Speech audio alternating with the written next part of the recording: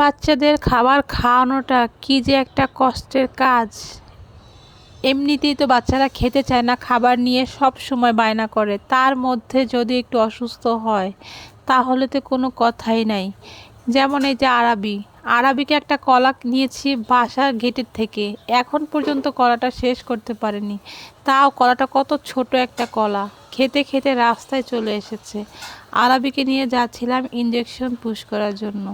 তো সিস্টাররা বলেছে আরবি যখন ইঞ্জেকশন পুশ করতে আসবে তখন যেন ওকে ভরা পেটে নিয়ে আসি, কিছু না কিছু খেতে হবে।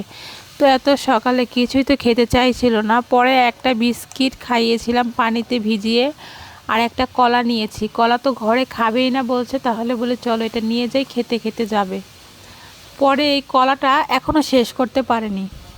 এখানে দেখেছে কুকুর ছানা, এটা বাড়ি নিয়ে যাবে বলে এটা নেওয়া যাবে না, এটা নিলে আমাদের লোকেরা মারবে, বলে কুকুরকে দিয়ে দাও কলাটা। বলি কলা তো কুকুর খায় না। এখন এই কলাটা নিয়ে সিঁড়ি পর্যন্ত উঠে গেছি, তারপরেও আরবি খাওয়া শেষ হয়নি, অর্ধেক কলা রয়েই গেছে। হসপিটালে চলে এসেছি, ছেলেকে নিয়ে যে কি একটা কষ্টের মধ্যে আছি বলেও শেষ করা যাবে না। একে তো অসুস্থ, তার মধ্যে এটা সেটা বায়না আছেই। ছোট বাচ্চাটাকে রেখে এসেছি বাসায়, ও সজাগ, কে জানে আবার কান্নাকাটি করছে কিনা। বলছে এখানে খাবে, ভিতরে যাবে না, লজ্জা পাচ্ছে। এখানে কেউ নেই, কোনো পেশেন্ট নেই, এখন তো সকাল। তো বলে আম্মু আমি এখানে বসে বসে কলাটা খাবো, ভেতরে যাবে না। এটা আবার ভালোই বুঝে, লজ্জা পাচ্ছে এই কলাটা নিয়ে ভেতরে যাবে। বলি চলো, ইঞ্জেকশনটা রেডি করতে করতে তোমার কলাটাও শেষ হয়ে যাবে। তো এখানে নিয়ে আসলাম, এখনও কিন্তু কলাটা শেষ হয়নি। তারপরও মাশাল্লাহ আমার ছেলেটার অনেক ধৈর্য আছে, এতটুকু বাচ্চা হিসেবে যে ক্যানুলা পড়ে আছে, ইঞ্জেকশন পুশ করছে, নিচ্ছে। এটাই আলহামদুলিল্লাহ, আল্লাহর কাছে অনেক শুক্রিয়া।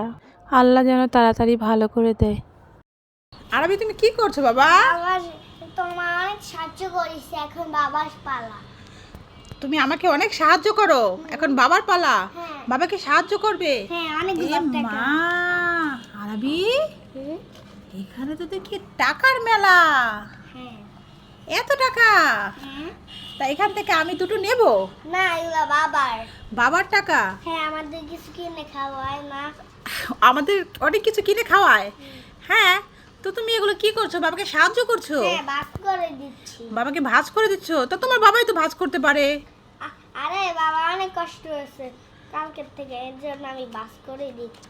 বাবা তুমি চুপ করে শুয়ে থাকো, আমি তোমার টাকাগুলো গুনে দিচ্ছি। বাবাকে বলেছো বাবা তুমি চুপ করে শুয়ে থাকো, আর তোমার টাকাগুলো আমি গুনে দিচ্ছি। আচ্ছা, তো তুমি এগুলো কয় টাকা নোট ভাঁজ করছো বলো তো? বলতে পারো? কয় টাকা বলতে পারো না? এগুলো হচ্ছে 1000 টাকা নোট আরবি। হ্যাঁ, আর এটা কয় টাকা বলো তো দেখি? 2000। না, এটা 500 টাকা আরবি, এটা 500 টাকা নোট। মাশাআল্লাহ, আরবি আমার কাজে অনেক সাহায্য করে।